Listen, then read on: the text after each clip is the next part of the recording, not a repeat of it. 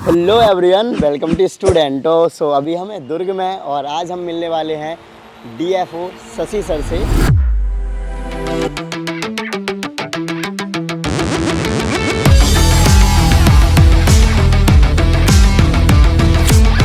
Hello sir, good morning. Good morning Devendra, कैसे हो? एकदम बढ़िया सर।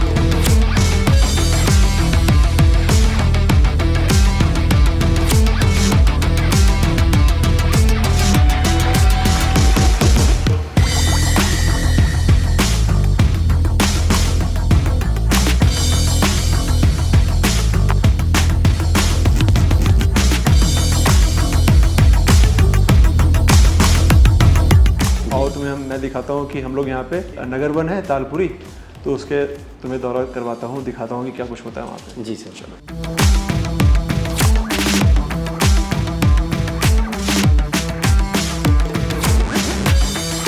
किसी को ब्लाइंड फोल्ड अगर यहाँ पे लाया जाए तो वो बता नहीं सकता है कि वो शहर में है।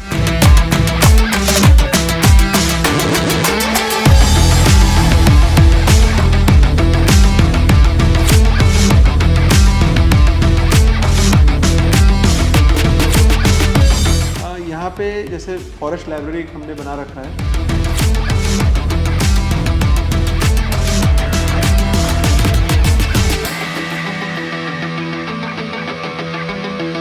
हम यहाँ पे एक मिलेट कैफ़े का उद्घाटन करने वाले हैं।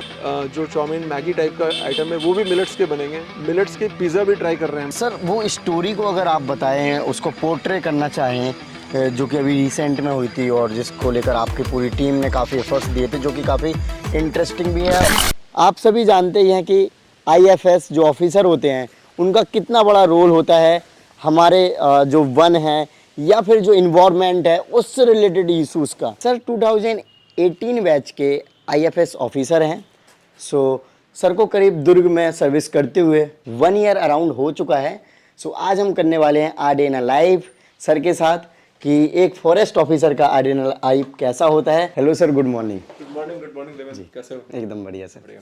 जी सर, जैसे कि अभी 10 अराउंड हो चुका है, तो आपके ऑफिस जाने की टाइमिंग हो चुकी है और आपका ऑफिस भी करीब पास में ही है, बगल में ये है ना? 100 मीटर है। हाँ, तो सर जो आपके टारगेट होते हैं या फिर जो वर्क होता है दिन का, उसको कैसे प्रायोरिटी वाइज करते हो कि ये काम हमें पहले करना चाहिए, फिर उसके बाद ये इनको इम्पोर्टेंस देनी चाहिए, कुछ इस तरीके से? देखो, ऐसा है देवेंद्र कि हमारे यहाँ कुछ चीज़ें प्रायोरिटी वाली चीज़ें रहती हैं, कुछ डे टू डे चीज़ें रहती हैं और कुछ फॉलो अप वाली चीज़ें रहती हैं। तो उस हिसाब से अपने फाइल वर्क को हम लोग देखते हैं कि किसको पहले काम करना है, किसको बाद में करना है, इस हिसाब से प्रायोरिटाइज करते हैं। आपका वैसे घर भी काफ़ी देखा जाए तो जैसे आप वन अधिकारी हैं, तो आपका घर भी उसी तरीके से चारों तरफ पेड़ पेड़ ही बड़े बड़े। हाँ, मतलब काफ़ी ग्रीन कैंपस है ये। हाँ। आप मतलब पीछे भी देखोगे तो बहुत ही ग्रीन कैंपस है। और यहाँ पे जो मैं ऑन रिकॉर्ड रखा हूँ around 58 different types of butterfly species इस कैंपस में। ओके, हाँ, मैं ये देख पा रहा हूँ, बहुत ज़्यादा आपके यहाँ पे ये दिख रही है, इवन वीडियो में भी नज़र आ सकती है।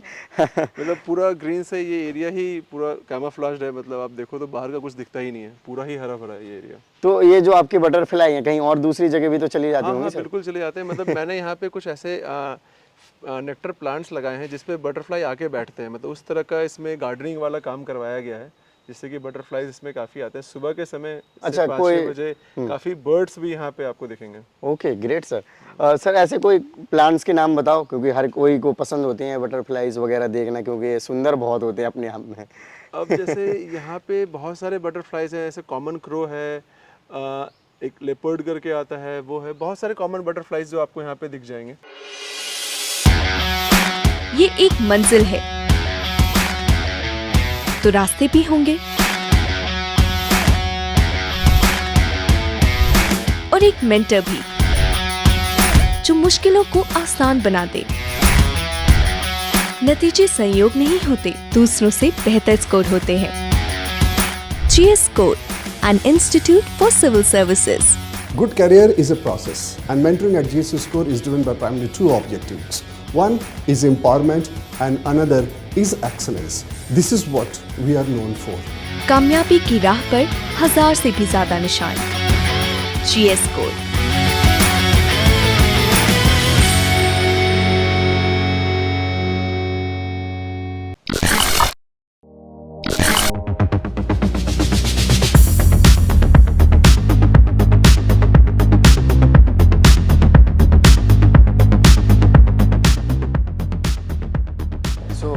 सर आपके ऑफिस में आ चुके हैं। आ जाओ।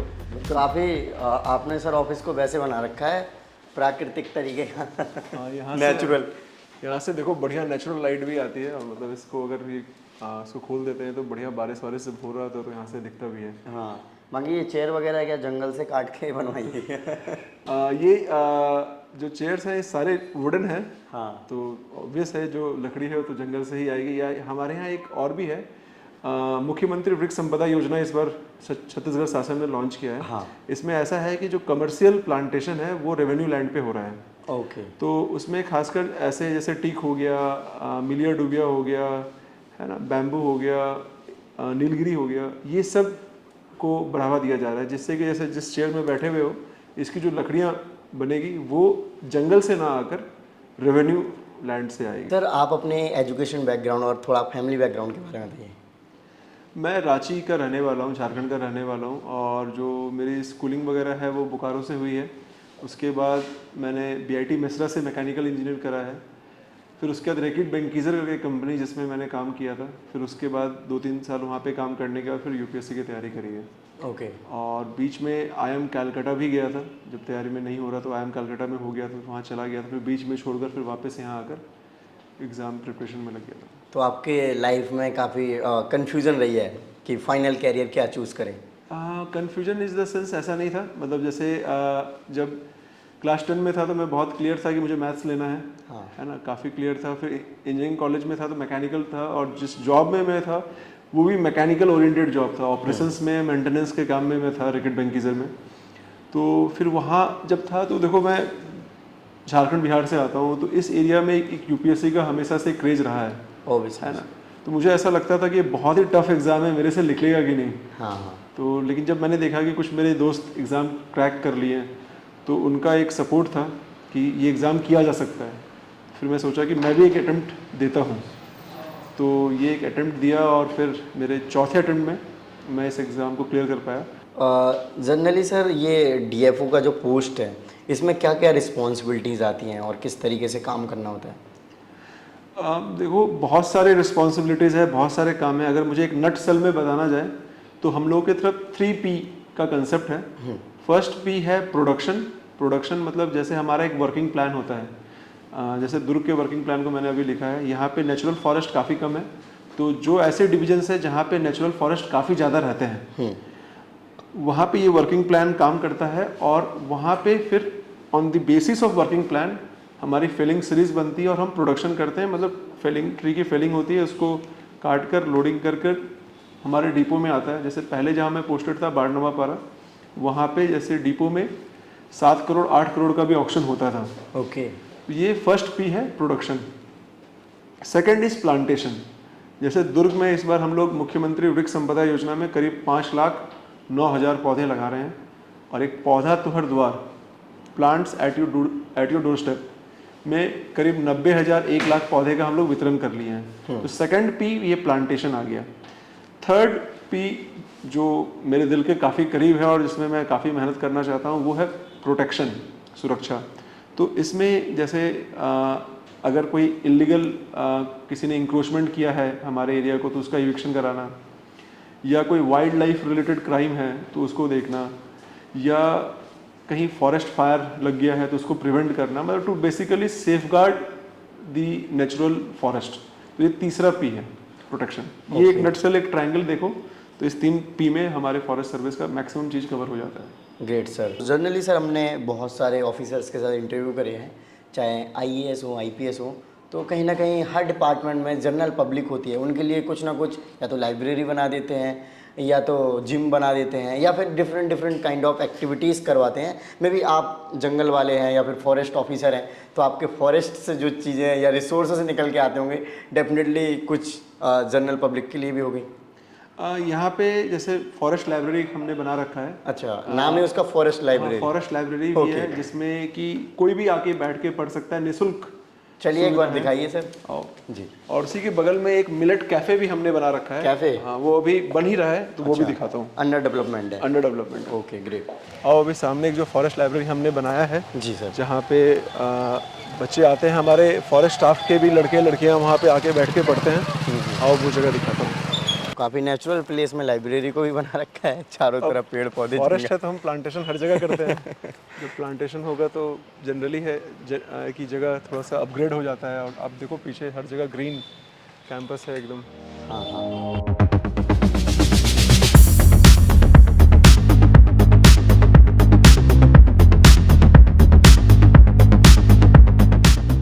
ये फॉरेस्ट लाइब्रेरी हम लोगों ने निःशुल्क रखा है, कोई भी व्यक्ति आके यहाँ पे पढ़ सकता है। बेसिकली इस फॉरेस्ट लाइब्रेरी का मेरा एक उद्देश्य ये भी था, जैसे जो थोड़े से वैसे फैमिली से आते हैं जो अफोर्ड नहीं कर सकते हैं किताबों को, या कहीं किसी लाइब्रेरी को जाके, या उनके घर पे जगह नहीं है शांत जगह जहाँ पे बैठकर वो पढ़ सकें, उनके लिए है। यहाँ पे हमने बुक्स भी प्रोवाइड कर रखे हैं। कंपटीशन के लिए के भी काफ़ी बुक्स हैं, जैसे अगर कोई पीएससी का एग्ज़ाम तैयारी कर रहा है, यूपीएससी का कर रहा है, या बैंक पीओ का कर रहा है, तो उसके लिए बुक्स यहाँ पे अवेलेबल है। एनसीईआरटी बेसिक किताबें भी यहाँ पे अवेलेबल है। तो इस तरीके से स्टूडेंट्स के लिए बहुत ही मतलब हेल्पफुल है या फिर बिल्कुल बेनिफिशियल। बिल्कुल बिल्कुल है। और अभी इसी के सामने आप देखोगे तो यहाँ पे एक मिलेट कैफ़े भी हम लोग खोल रहे हैं आजकल। मिलेट कैफे का नाम? हाँ, ये फॉरेस्ट मिलेट कैफ़े है नाम इसका। और आजकल आप देखोगे खाने में लोग मिलेट्स को भूल गए हैं, तो हमारे गवर्नमेंट छत्तीसगढ़ शासन का बहुत ही फोकस्ड है एरिया की मिलेट्स को बढ़ावा देना है। तो इसके सिलसिले में हम यहाँ पे एक मिलेट कैफ़े का उद्घाटन करने वाले हैं। मोस्ट प्रोबेबली 14 अगस्त को इसका उद्घाटन किया जाएगा। और अभी काम यहाँ पे जोरों शोरों से चल रहा है। तो ये सर वन विभाग के द्वारा ही मिलेट कैफे बनाया जा रहा है आपका? यहाँ पे हमारा ये जो मिलेट कैफ़े है, इसमें सिटिंग कैपेसिटी अराउंड 300 प्लस रहेगी। ओके। और जैसे मिलेट्स में कोदो, कुटकी, रागी, जैसे रागी के, कोदो के आपको इडली बनेंगे, उसी का आपको डोसा बनेगा। जो चाउमीन मैगी टाइप का आइटम है वो भी मिलेट्स के बनेंगे। मिलेट्स के पिज़्ज़ा भी ट्राई कर रहे हैं हम लोग। Okay, so different kind of concept पे काम किया जा रहा है, जो कि जनरली बाहर जो कैफे होते हैं प्राइवेट, उन पे नहीं होगा ये। बेसिकली फास्ट फूड जो है उसको हम कैसे हेल्दी बनाएं मिलेट्स से, और मिलेट्स कैसे लोगों तक पहुंचाएं, ये हमारा इसमें सोच है। काफ़ी यूनिक आइडिया है सर ये। हाँ, आइडिया यूनिक है। और ये अपनी गवर्नमेंट की इस बार फोकस भी काफ़ी ज़्यादा है मिलेट्स के ऊपर। ओके। अभी कुछ दिन पहले ही यहाँ पे एक मिलेट्स कार्निवल भी हुआ था रायपुर में। हाँ। उसमें भी काफ़ी सारे मिलेट्स के प्रोडक्ट्स को लाया गया था। इसमें और भी है, जैसे ये तो कैफ़े भी रहेगा, और अगर किसी को मिलेट्स खरीदना है तो उसके लिए भी हम एक कुछ 2 काउंटर बनाएंगे जहाँ से आप मिलेट्स खरीद के जा सकते हैं। Okay, great sir. सो ये जो आप मिलेट्स बता रहे हैं, तो आपके जो अंडर में जो फॉरेस्ट आ रहा है या फिर जो भी रिसोर्सेज आ रहे हैं वहाँ से अवेलेबल करवाएंगे? अक्रॉस छत्तीसगढ़ से, अक्रॉस छत्तीसगढ़ से कहीं भी कोई भी सेल्फ हेल्प ग्रुप अगर वो मिलेट्स की पैकेजिंग वगैरह कर रही है तो हम उनको एक प्लेटफॉर्म देंगे कि आप अपने प्रोडक्ट को यहाँ पे रखकर बेच सकते हैं। सर जनरली आपको इतनी सारी फाइल चेक वगैरह करनी होती हैं, साइन करने होते हैं, तो ये जो प्रोसेस है इसको आप कैसे एंजॉय करते हैं? और क्योंकि सर साइन करना और पढ़ना फाइल को कभी कभी लगता है कि बोरिंग काम भी हो गया, और कभी कभी लगता है कि हम इसी काम के लिए तो इस सर्विस में आए थे। ये फाइल वर्क करना एक रूटीन काम है ना। तो ये तो करना ही पड़ेगा। तो जनरली हम लोग फॉरेस्ट सर्विसेज में ऐसा रहता है कि जो फर्स्ट हाफ रहता है हाँ, उसको फील्ड के लिए रखते हैं, सेकंड हाफ में फाइल वर्क करते हैं। ओके। और कुछ जैसे जो रेगुलर फाइल्स होती हैं तो उसमें एक 4-5 महीना 10 महीने से देखते हुए एक अंदाज़ा लग जाता है कि इस फाइल में क्या लिखा हुआ है। कुछ इंपॉर्टेंट फाइल होती है तो उसको मैं साइड रख के पढ़ने के लिए रख देता हूँ। बाकी जो रेगुलर फाइल्स है उसे साइन करना होता है। एट एन एवरेज किसी भी दिन में 1000-1500 साइन करना पड़ जाता है। तो इतने ज़्यादा साइन और फाइल भी 1000-1500 हो जाते होंगे फिर? हाँ, फाइल वर्क भी काफ़ी रहती है, साइन रहता है, एक प्रोसेस है, ये तो करना ही है। चलो ठीक है देवेंद्र, तो फिर अभी फर्स्ट हाफ में आओ तुम्हें मैं दिखाता हूँ कि हम लोग यहाँ पे क्या करते हैं। बगल में हमारा यहाँ पे एक नगर वन है तालपुरी, तो उसके तुम्हें दौरा करवाता हूँ, दिखाता हूँ कि क्या कुछ होता है वहाँ पे। जी सर, चलो।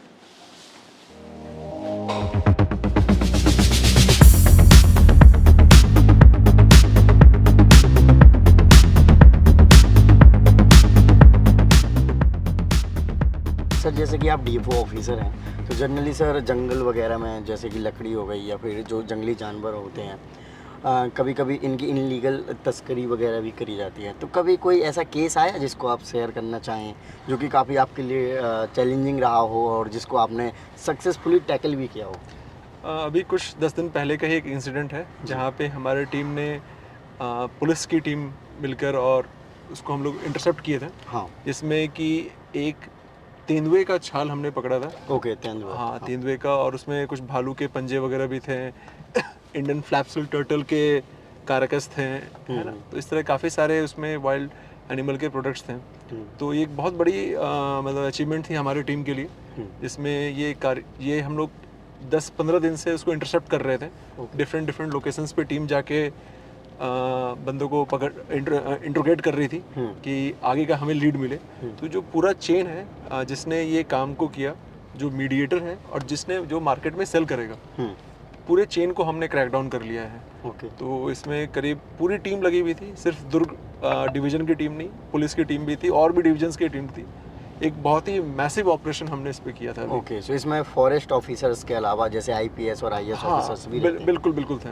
ओके, सो सर ये इतने इम्पोर्टेंट क्यों हो जाते हैं? जैसे कि ये जो जंगली जानवर होते हैं, फिर ये जो भी एक्टिविटीज़ जो इनलीगल कहते हैं इनको, जैसे या ये बहुत महंगे बिकते हैं या फिर ये क्यों नहीं होनी चाहिए, ये थोड़ा सा बताएंगे सर? देखिए क्या है कि हमारा वाइल्ड लाइफ प्रोटेक्शन एक्ट 1972 है। हाँ, जिसके तहत सेक्शन 9 में बहुत सारे, सेक्शन 9 में उसने हंटिंग को डिफाइन किया है। ओके, और उसमें 6 स्केड्यूल है।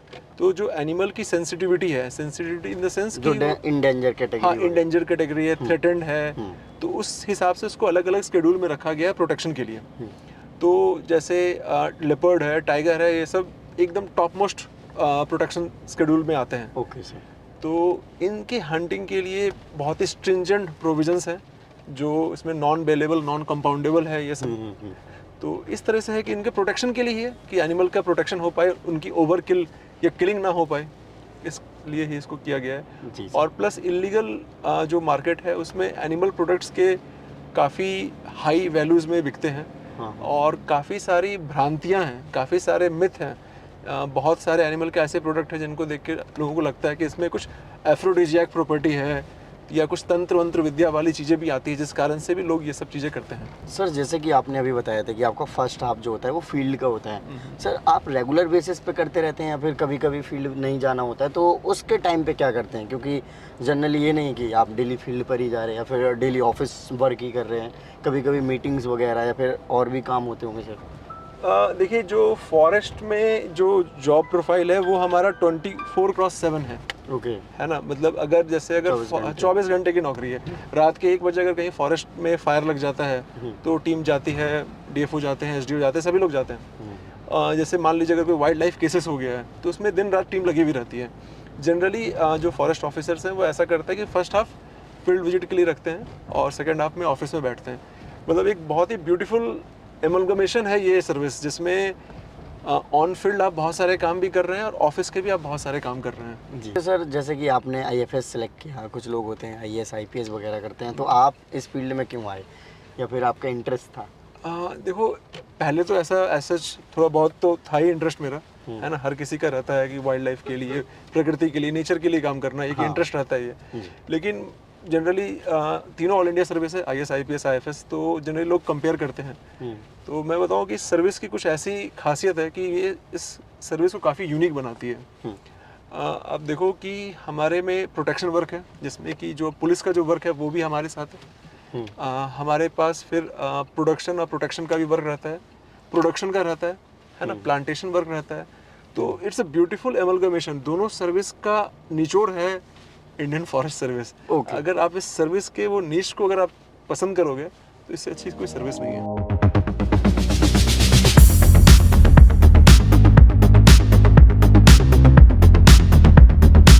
सर जैसे कि आप बता रहे थे तालपुरी में हम चलने वाले हैं, तो ये तालपुरी ही जगह है, तो क्या है सर ये स्पेशल यहाँ का? दुर्ग शहर में एक शहर के बीचों बीच में एक हमने यहाँ पे प्लांटेशन करवाया है, वन विभाग द्वारा यहाँ पे प्लांटेशन कराया गया। तो इस जगह को तालपुरी नगर वन के हिसाब से हम लोग डेवलप कर रहे हैं। बेसिकली आप दुर्ग देखोगे तो बहुत ही अर्बनाइज्ड एरिया है, तो यहाँ पे ग्रीन पैचेस जो है उसमें से एक ये तालपुरी है। मतलब इसको आप as a lungs of city भी देख सकते हो। एकदम ग्रीन पैच है। अगर किसी को ब्लाइंड फोल्ड अगर यहाँ पे लाया जाए तो वो बता नहीं सकता कि वो शहर में है। है ना। अगर अभी अंदर जाके पैचेस देखोगे तो इतने डेंस पैच और इतने डेंस प्लांटेशन यहाँ पे हो रखे हैं, जिससे लगता है कि ये पूरा एरिया ही एक जंगल का स्वरूप ले रखा है। और यहाँ पे डिफरेंट एवेन्यू प्लांटेशन भी कराया गया है। जैसे मान लो किसी के घर पे किसी का डेथ हो जाता है तो उसके उपलक्ष्य में अगर यहाँ पे उसकी यादगार में अगर कोई वृक्ष लगाना चाहें तो वो भी एक पैच यहाँ पे बनाया गया है। यहाँ पे अपनी एक नर्सरी भी है तालपुरी की, और ये एक ग्रीन पैच एरिया भी है, प्लस सामने जो है एक लेक भी है जी। तो व्यूज़ काफ़ी अच्छे रहते हैं और यहाँ के सिटी के जो सिटीजन्स हैं, यहाँ के सिटी डवेलपर्स हैं, उनके लिए एक बहुत ही पीस वाला एक जगह है ये। देखो जैसे तालपुरी में सामने जैसे मैंने बताया कि 40 हेक्टेयर अपने पास लैंड है, तो सिमिलरली 45 हेक्टेयर अपने पास यहाँ पे वाटर बॉडीज़ भी है। और ये जो लेक है ये हाईली इन्फेस्टेड था पहले वीड्स से। तो हमने इसमें साल्विनिया करके एक वीड डाल के उसको बायो क्लीनिंग बोला जाए, तो हमने यहाँ पे बायो क्लीनिंग किया है और अभी लेक काफ़ी साफ़ हो गया है। यहाँ पे जैसे लोग बर्ड वॉशिंग के लिए भी आते हैं, है ना, और जब यहाँ पे अक्टूबर नवंबर के समय कुछ माइग्रेटरी बर्ड्स भी आते हैं। ओके। तो इस तरह से एक बड़ा बहुत ही बढ़िया सा लोकेशन है शहर के बीच, जहाँ पे लोग आके बैठ सकते हैं, मेडिटेशन कर सकते हैं। सुबह के समय अगर आप यहाँ पे आओगे तो आपको बहुत सारे लोग मेडिटेशन करते हुए दिख जाएंगे। सो सर लेक के पास में आपने ये भी बना रखा है, ये आई थिंक यहाँ से व्यू देखने के लिए होगा। इस तरह से 4-5 अपने पास व्यू पॉइंट है। ओके। और इसको आप देखो तो थोड़ा बड़ा ही बनाया हूँ कि मतलब आके आदमी बैठ सके, पिकनिक उकनिक टाइप का भी जगह रहे ये। हाँ, है ना, इस तरह का है। और मानसून में तो ये जगह इतना ही ग्रीन, मतलब काफ़ी ग्रीन दिख रहा है। हाँ, ये तो बहुत ज़्यादा ग्रीन तो ये काफ़ी अच्छा लग काफ़ी हवा भी एकदम डायरेक्ट आ रही है यहाँ पे।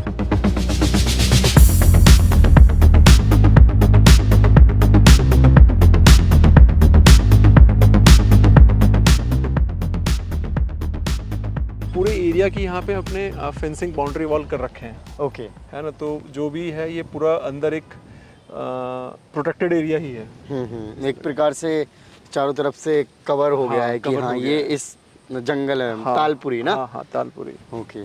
सो आप तो आई थिंक डेली आ जाते होंगे यहाँ पे घूमने वगैरह के लिए? काफ़ी लोग आते हैं यहाँ पे डेली। सुबह तो बहुत भीड़ लगी हुई रहती है। हमने इसका टाइमिंग रखा है, सुबह के समय और शाम के समय, दो टाइमिंग।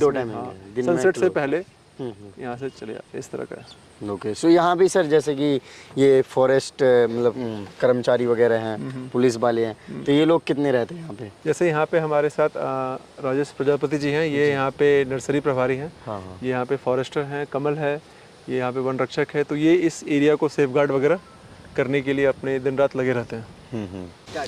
फ्रेंड्स आप देख सकते हैं कि ठंडी ठंडी हवाएं चल रही हैं, चारों तरफ आपको बादल दिखाई दे रहे होंगे, बरसात का टाइम चल रहा है, मतलब ये थोड़ा सा ब्रेक मिला है बारिश से, जिससे कि हम वीडियो शूट कर सके। और अभी हमारे साथ है कुछ कर्मचारी हैं जो कि जंगल में रहते हैं। तो जनरली क्या काम होता है आपका? इस जो जंगल है जो बनाया जा रहा है, इसमें आप रहते हैं, क्या काम है स्पेशली? इसमें एक्चुअली में ये है एक ऑक्सीजोन, जिसमें कई प्रजाति के अलग अलग प्रजाति के पेड़ पौधे लगे हुए हैं। जी, आप क्या बताना चाहेंगे? ये तैयारी तो एक कृत्रिम है, और जितने भी पेड़ पौधे हैं हर्बल के भी यहाँ पे लगे हुए हैं, जो लोगों को जानकारी में नहीं थी, लेकिन लगाया गया है। गिलोय है, अश्वगंधा के भी हैं, हड़जोड़ है, जो बहुत सारे जो अर्थराइटिस हैं उन सब में काम आती हैं। जी। अच्छा, जैसे कि जंगलों में देखा जाता है कि जंगली जानवर होते हैं, कीड़े मकोड़े होते हैं, और भी डिफरेंट प्रकार की चीज़ें होती हैं, तो ये सब इधर है? हाँ, देखने को मिलता है।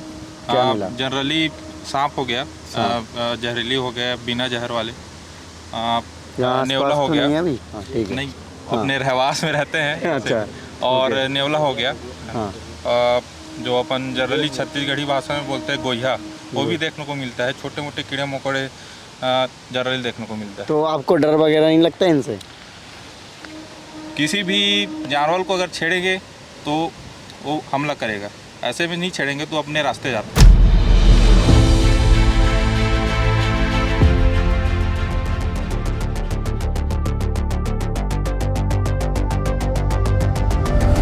सर हम लोग शशि सर के साथ आर्डिना लाइव वीडियो शूट कर रहे थे, जो कि डीएफओ सर हैं और आप रेंजर ऑफिसर हैं, है ना? तो सर वो स्टोरी को अगर आप बताएं, उसको पोर्ट्रे करना चाहें, जो कि अभी रिसेंट में हुई थी और जिसको लेकर आपकी पूरी टीम ने काफ़ी एफर्ट्स दिए थे, जो कि काफ़ी इंटरेस्टिंग भी है। और डेफिनेटली जो फॉरेस्ट ऑफिसर बनना चाहते हैं स्टूडेंट्स, उनको थोड़ा सा ये भी लगेगा कि हम इस तरीके जो ऑपरेशन है करेंगे, और सो दैट कि वो भी मोटिवेट रहें। जी। ओके। अभी आपने सुना होगा कुछ दिन पहले बीजापुर वन मंडल में इंद्रावती टाइगर रिजर्व के टीम और बीजापुर वन मंडल की टीम और सीता नदी टाइगर रिजर्व की भी टीम, तीनों ने मिलकर एक ऑपरेशन किया था, जिसमें बाघ की खाल मिली थी। तो उसमें जो कल्प्रिट पकड़ाए थे, उनसे जब पूछताछ किया गया, उनके फ़ोन डिटेल्स को, व्हाट्सएप को चेक किया गया, तो एक और गिरोह का पता चला जो कि राजनांदगांव एरिया में एक्टिव था। तो उस आधार पर वहाँ की टीम ने हमसे कोऑर्डिनेट किया, तो हमने उस टिप में कार्रवाई की, जिसमें हमने एक अभियुक्त को पूछताछ के लिए बुलाया, उनसे पूछताछ किया, उनके फ़ोन डिटेल्स के चेक किया, तो उनके यहाँ पे एक तेंदुए की खाल की सूचना हमको मिल गई। हमने उस फिर जगह पर जहाँ पर उन्होंने दिखाया वहाँ गए, वहाँ पे हमने पूछताछ की, तलाशी ली, तो हमको एक तेंदुए का खाल, भालू का नाखून और कोटरी, एक छोटा हिरन जैसा होता है, उसका हमको सिर मिला, उल्लू का सिर मिला, कछुए का शल जो नहीं था वो, पेंगोलिन का स्कल जो रहता है वो मिला। तो ये एक बड़ी उपलब्धि है हमारे फॉरेस्ट डिपार्टमेंट की, जो हम इस गिरोह की कड़ी को तोड़ने में सफल होते जा रहे हैं। इस ऑपरेशन को पूरा अंजाम देने में क्या प्रोसेस फॉलो किया? आपकी टीम किस तरीके की टीम लगाई आपने? पुलिस फोर्स रहा, किस तरीके से मतलब किया? हमने पुलिस से भी हेल्प ली और हम पूछताछ, जैसे हमको क्लू मिलता था हम जाते थे वहाँ पर, उनसे पूछताछ करते थे, तो कुछ ना कुछ हिंट उनके मोबाइल से या फिर कहीं से ट्रेस हो जा रहा था कि हमारे मतलब कुछ संदिग्ध गतिविधियाँ में लिप्त पाए जा रहे थे। तो उनसे पूछताछ करने पर हमको टिप मिला, हमने उस जगह पर गए, हम उस कार्रवाई किए, तो हमको अल्टीमेटली सफलता मिल गई। ओके, कहीं ना कहीं ये कह सकते हैं थ्रिल स्टोरी टाइप भी हो गया था क्या? हाँ, एक्चुअली ये कार्रवाई हमारा मेरा पहला केस था जिसमें मैंने एक्चुअली ये सेकंड केस था, बट ये तेंदुए की खाल वाला मेरा पहला अनुभव था। हाँ, ये मेरे लिए अचीवमेंट है कि मैं इस टीम पे हिस्सा रहा और मैंने कोऑर्डिनेट किया। मेरे DFO sir Shri Shashi Kumar sir का मार्गदर्शन मिला, उनका सपोर्ट मिला, इस चीज़ में मुझे सफलता प्राप्त करने में। Okay, great. ओके सर, सो आज हमने आपके साथ आर्डिना लाइव शूट किया, जिसमें कि आपने डिफरेंट जगह पे हमको विजिट कराया, साथ ही साथ आपने अपने ऑफिस शेड्यूल के बारे में भी इंफॉर्मेशन दी, जो कि हमारे चैनल के लिए स्पेशली देखा जाए तो आर्डिना लाइव ऑफ डीएफओ ये फर्स्ट है जो हमने कवर किया है आपके साथ। इसके लिए थैंक यू सो मच आपको। Most welcome. हाँ, welcome sir. Okay, so sir, जो स्टूडेंट्स फॉरेस्ट या फिर आपके तरह डीएफओ ऑफिसर बनना चाहते हैं या फिर फॉरेस्ट ऑफिसर बनना चाहते हैं, तो उनको आप क्या मैसेज देना चाहेंगे? देखो, फॉरेस्ट डिपार्टमेंट में डिफरेंट लेवल्स में लोग आते हैं। जैसे टॉप मोस्ट पोजीशन पे है कि आप आईएफएस बन के आते हैं, उसके लिए यूपीएससी का एग्ज़ाम है, यूपीएससी एग्ज़ाम क्लियर करना है। फिर यहाँ पे स्टेट की पीएससी सर्विस होती है जिसमें कि एसीएफ और रेंजर लेवल पे आते हैं। फिर उससे नीचे हमारा एक बीट गार्ड है, उसके लेवल की एग्ज़ाम होती है, फिर उस एग्ज़ाम से आते हैं।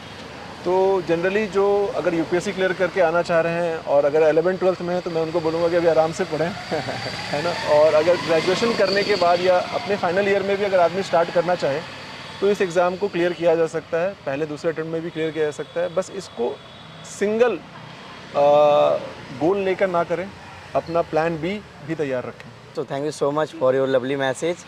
सो फ्रेंड्स, आपने देखा कि सर ने ओवरऑल अपने रूटीन को हमारे साथ शेयर करा और साथ ही साथ कुछ इन्फॉर्मेशन भी दी। सो आई होप कि आपको वीडियो अच्छी लगी होगी, तो इस वीडियो को लाइक करें। अभी तक आपने चैनल को सब्सक्राइब नहीं किया, चैनल को सब्सक्राइब कर लीजिए। जय हिंद।